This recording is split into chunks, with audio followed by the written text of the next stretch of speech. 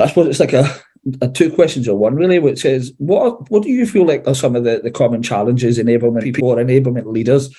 What do they face when they're trying to position enablement as a strategic function?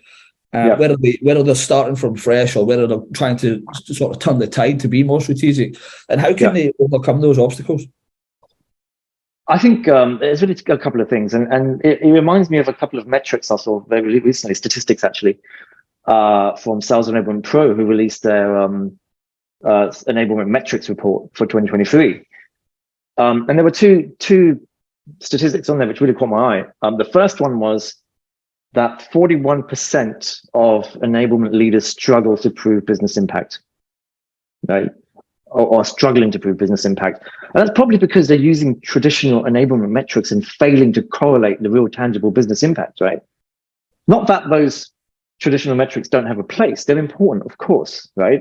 But you can't tie them straight to revenue, right? It doesn't work. And like you said, that doesn't speak the language of the people who need to be convinced of this, the executives, the C-suite, right? And you're absolutely right. Speaking that language is so important. So when we go to a C-suite and said, look, we sped up the amount of time it takes for somebody to get from A to Z, they're going to look at you and say, okay, great. But in their minds, they're thinking, so what? Right?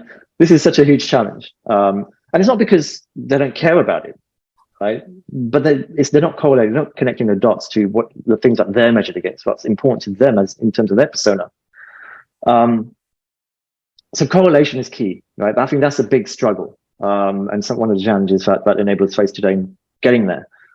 I think that the other statistic which caught my eye also was the fact that data-driven enablement functions are 230% more likely to exceed executive expectations, right?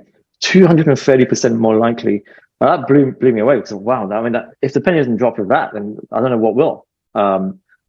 But the challenge here is we know that many enablement functions may not be comfortable with the numbers, right?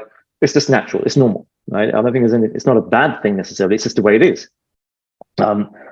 So how can we potentially overcome that challenge? I think one way is to make your sales ops, revenue ops teams your best friends. Be at one with that team because they will be able to help you. And of course, something else we can probably talk about is that there's technology to help solve for some of these things as well. So yeah.